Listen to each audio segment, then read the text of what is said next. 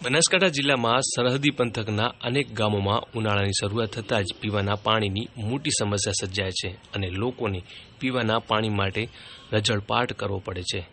દૂર દૂરથી પદયાત્રા કરી મહિલાઓ માથે બેડા ઉપાડી પીવાનું પાણી લાવે છે, તેમજ અનેક ગામોમાં ટેન્કર દ્વારા પીવાનું પાણી પણ પૂરું પડાય છે। છેલ્લા 10 વર્ષથી સરહદી વિસ્તારના અનેક ગામોમાં ઉનાળાની શરૂઆત થતાં જ પીવાના પાણી માટે લોકોને ભારે મુશ્કેલી સર્જાય છે। કેમ આ વિસ્તારમાં દર વર્ષે ઉનાળામાં પીવાના પાણી માટે લોકોને વલખા મારવા પડે છે તે જાણીએ। પાણી નથી આવતું, પાણી 4 દાડાથી બંધ થઈ ગયું છે। શેઠ વનવિભાગથી ઉપાડીને આવવું પડે છે। ભારે મરી તા ઢોરો તરસે મરે, શું કરવું? પાણી થોડું 4-5 દાડાથી મહિનાથી કો તો હાસ ઘણી પડે।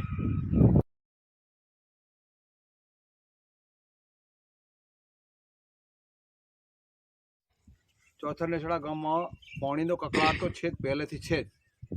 હેરાનગતિ, કોઈ દી મોટર બગડે, કોઈ દી આમ છે, કોઈ દી લાઈન તૂટી ગઈ। અરે તમારે તો બધું તૂટશે, પણ અમારું અહીં શું? પાણી પીવા માટે પાણી નથી, નાહવા માટે પાણી નથી। કોઈ મહેમાન આવે, કોઈ ઘરની કોઈ ઇજ્જત જાતી હોય એટલે ભલામણ તમે જરા વિચાર કરો અને સરકારને વારંવાર રજૂઆતો અમારે ન કરવી પડે। તમે ગમે તેને કોન્ટ્રાક્ટ આલો, એ અમારે હાથે એને કોઈ લેવા દેવા નથી, પણ અમારા ગામને પૂરતું પાણી મળી રહે। અને આ સરહદના ગામડાની જરાક તમે ખબર રાખો। સરહદ ઉપર બેઠા છીએ એટલે એનો મતલબ એવો નથી કે અમારાથી અન્યાય થાય।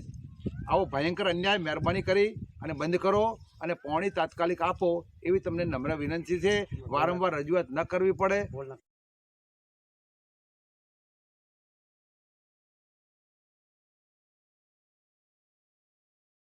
બનાસકાંઠાના સરહદી પંથકમાં ઉનાળો આવતાની સાથે જ પીવાના પાણીની સમસ્યા સર્જાય છે।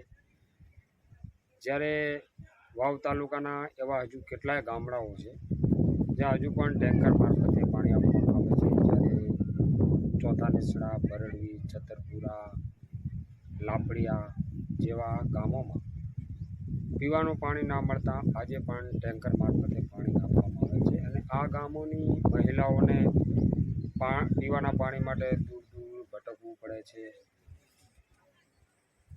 જ્યારે 4-5 કિલોમીટર દૂર પાણીના બેડા લેવા જવું પડે છે, પાણી લેવા જવું પડે છે। એનાથી એમના માથાના વાળ પણ ઉતરી જાય છે।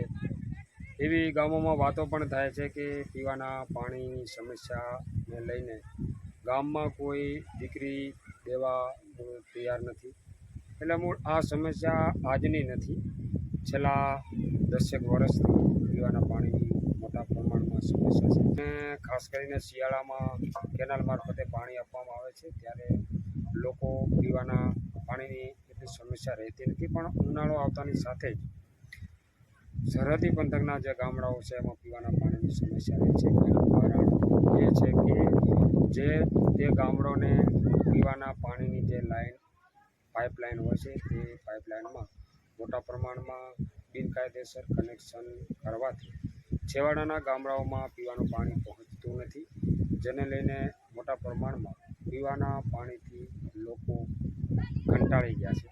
કેટલી વાર રજૂઆત કરવા છતાં કોઈ પણ કાર્યવાહી કરવામાં આવી નથી।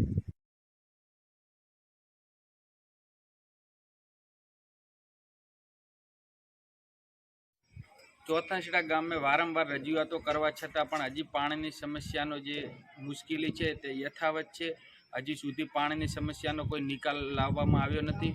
વારંવાર રજૂઆતો કરવા છતાં પણ હજી પાણીની જે મુશ્કેલી છે એ ગામ લોકોને એમને એમ ભોગવવી પડે છે અને આમને આમ જો મુશ્કેલી રહેશે ગામ લોકોને તો ગામ લોકોને ગામ છોડી અને હિજરત કરવા માટે મજબૂર થવું પડશે।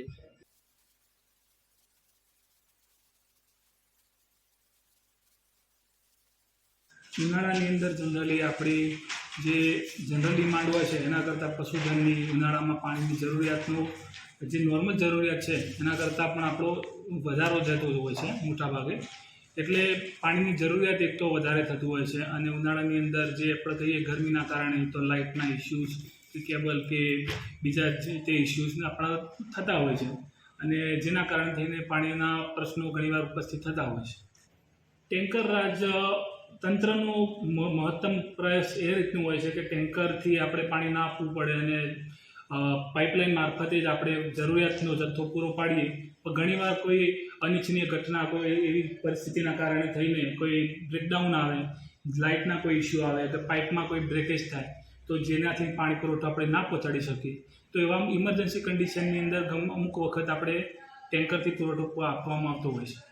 પીવાના પાણીની એઝ ઓન આખા મતલબ આપણા જે પેટા વિભાગની અંદર જે 83 ગામડા છે એનાની અંદર સમસ્યા કોઈ દૈનિક સમસ્યા રહેતી નથી. અમુક વાર કોઈ લાઇનના ઇસ્યુના કારણે અથવા તો બીજા જે તે ઇસ્યુના કારણે જે ઇસ્યુ પાણીની જરૂરિયાત મતલબ કોઈ વાર દિવસ દૈનિક પાણી ના પહોંચે તો એ પ્રશ્નનું સમાધાન આવે ત્યાર સુધી 1-2 દિવસ કોઈ ગામમાં પ્રશ્ન ઉપસ્થિત થતો હોય છે.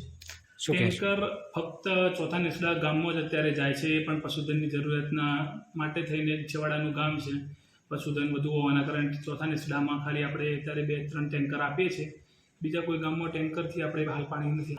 બરડવી અને બરડવીમાં જે પાઇપલાઇન નવી જે જૂની પાઇપલાઇન હતી એ ડેમેજ હતી ઘણા ટાઈમથી, તો જેના કારણે અત્યારે નવી પાઇપલાઇનનું કામકાજ પણ એક્ઝિક્યુશન પૂરું થવાના આરે જ છે. તો એ પાઇપલાઇન ન હોવાના કારણે આપણે ટેન્કરથી પુરવઠો આપીએ છીએ. અને લાપડિયા અને પીપળે જે પરા છે આપણા રાગા નેસડાના, તો એ પરાની અંદર પણ લાઈન ત્યાં જૂની લાઈન જે હતી એ ડેમેજ હતી મૂળિયાના કારણે, અને જે તે કારણ જૂની લાઈન હતી, તો એ લાઈનનું એક્ઝિક્યુશન પણ આપણે ટૂંક સમયમાં શરૂ કરવાના છે. ત્યાં એના કારણ થઈને આપણે ટેન્કરથી અત્યારે પાણી પુરવઠો પૂરો પાડીએ છીએ.